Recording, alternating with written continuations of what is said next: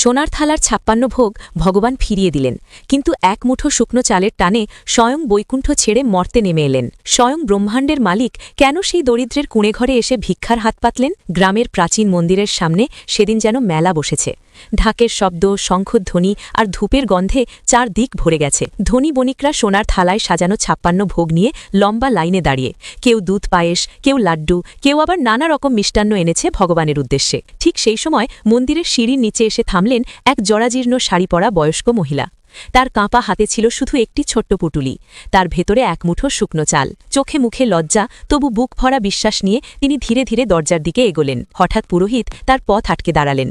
মুখে বিরক্তি, কণ্ঠে কঠোরতা। তোর মতো অলক্ষী এখানে এলে অমঙ্গল হবে, তোর এই সামান্য চাল ভগবান ছোঁবেনও না, বলেই তিনি বয়স্ক মহিলাকে ধাক্কা দিয়ে সরিয়ে দিলেন। ধাক্কা খেয়ে তিনি প্রায় পড়ে যাচ্ছিলেন।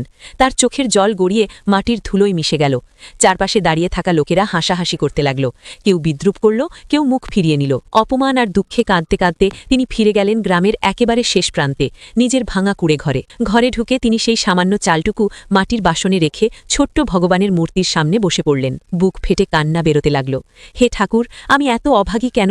তোমার জন্য এইটুকুও দিতে পারলাম না। ঠিক তখনই দরজায় টোকা পড়ল। টক টক। বয়স্ক মহিলা অবাক হয়ে দরজা খুললেন। সামনে দাঁড়িয়ে আছে এক অদ্ভুত সুন্দর বালক। তার মাথায় ময়ূরের পালক, চোখে অসীম মাধুর্য, ঠোঁটে এক রহস্যময় হাসি।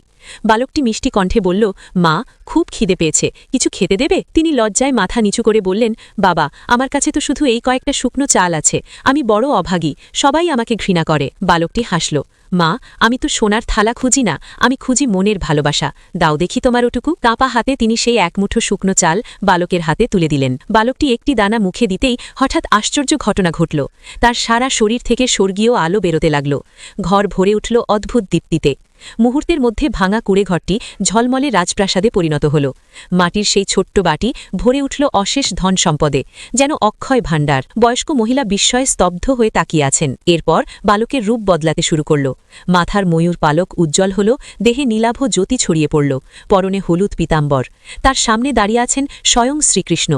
গম্ভীর অথচ স্নেহময় কণ্ঠে তিনি বললেন, যাদের অহংকারের ৫৬ ভোগে ভক্তি নেই, আমি তা গ্রহণ করি না, কিন্তু একমুষ্টি শুকনো চাল যদি প্রেমের অশ্রু দিয়ে ভেজানো থাকে, তবে আমি স্বয়ং বৈকুণ্ঠ ছেড়ে মর্তে চলে আসি। এ কথা শুনে বয়স্ক মহিলা কাঁদতে কাঁদতে ভগবানের পায়ে লুটিয়ে পড়লেন। বাইরে তখন গ্রামবাসীরা বিস্ময়ে হতবাক হয়ে তাকিয়ে। যে মহিলাকে তারা অপমান করেছিল, তার কুড়েঘর আজ প্রাসাদে পরিণত। মনে রাখবেন, ভগবান উপহার দেখেন না, উপহারের পেছনের মনটা দেখেন। আপনার কি মনে হয়? কমেন্টে লিখুন। জয় শ্রীকৃষ্ণ।